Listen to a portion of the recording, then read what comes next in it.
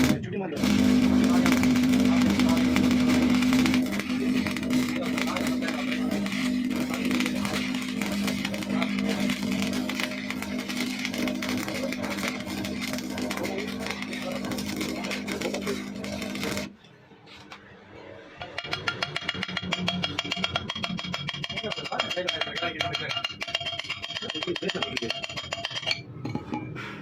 जवाब मैंने पहले जवाब लेना था बैठो